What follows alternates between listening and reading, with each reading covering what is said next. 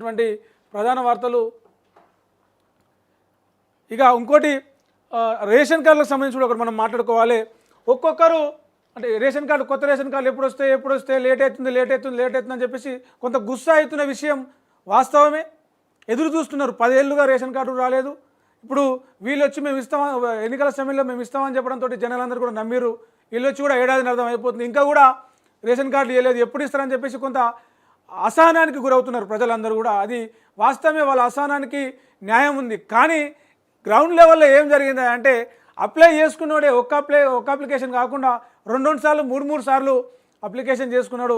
అట్లా అప్లికేషన్ చేసుకున్న వాళ్ళందరికీ, అప్లికేషన్ పెట్టుకున్న దరఖాస్తు చేసుకున్న వాళ్ళందరికీ రేషన్ కార్డులు ఇవ్వాలంటే ఎన్ని రేషన్ కార్డులు అయితే ఒక్కొక్కరు 2 3 రేషన్ కార్డులు ఎందుకు? హైదరాబాద్ ఉన్నాడు అంటే పొట్టగుడికి ఉపాధి కోసం హైదరాబాద్కి వచ్చినాడు, ఈడ అప్లై చేసుకున్నాడు, రేషన్ కార్డు కోసం ఊర్లో అప్లై చేసుకున్నాడు. అంటే ఏదో ఒక దగ్గర వస్తుందనే ముందు జాగ్రత్తనా ఆలోచననా కావచ్చు. కానీ మరి 2 జాగాల్లో ఉండడం అనేది ప్రభుత్వం లెక్కల ప్రకారం కరెక్ట్ కాదు కదా. కాబట్టి ఎక్కడో ఒక దగ్గర తీసేయాలి, ఎక్కడో ఒక దగ్గర ఉంచాలి. ఎక్కడ ఉంచాలి, ఎక్కడ తీసేయాలనేది కూడా ప్రభుత్వం సంబంధించిన అధికారులు ఎవరైతే ఉన్నారో, రెవెన్యూ శాఖ అధికారులు, సివిల్ సప్లై అధికారులు కొంత వాళ్ళు ఆలోచించి ఆ నిర్ణయం తీసుకొని ఒక దగ్గర కట్ చేస్తారు, ఒక దగ్గర మంజూరు చేస్తారు. సో ఇదంతా జరగాలంటే వెరిఫికేషన్ జరగాలి.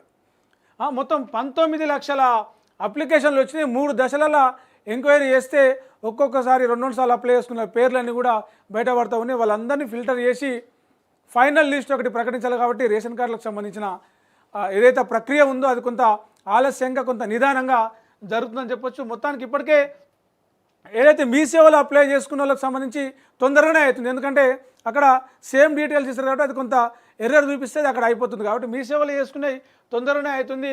1.5 లక్షల దరఖాస్తులకు ఇప్పటికే అప్రూవల్ ఇచ్చారు. ఇక మిగతా ఏదైతే ఫిజికల్గా చేసుకున్న అప్లికేషన్లు ఉన్నాయో వాటికి సంబంధించి ఆ వెరిఫికేషన్ లేట్ అవుతూ ఉన్నది.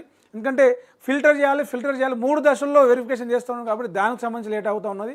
అది పూర్తి కాగానే అది కూడా కొంత దాదాపు 60% 70% వరకు పూర్తి అవుతుందని చెప్తా ఉన్నారు అధికారులు. అది కూడా మొత్తం పూర్తయితే త్వరలోనే, అంటే స్థానిక సంస్థల ఎన్నికలకు ముందే రేషన్ కార్డులు, అందరికీ రేషన్ కార్డులు, కొత్త రేషన్ కార్డులు అందే అవకాశం అయితే ఉందని చెప్పేసి అధికారులు చెప్తా ఉన్నారు. ఇది ప్రధానంగా ఈరోజు మనం చూసినటువంటి అన్ని పేజీల్లో, అన్ని పత్రికల్లో ప్రధాన వార్తలు. రేపటి మార్నింగ్ న్యూస్లో మళ్ళీ కలుద్దాం. చూస్తూనే ఉండండి తొలి వెలుగు. నేను ప్రవీణ్ సుంకరి, సైనింగ్ ఆఫ్.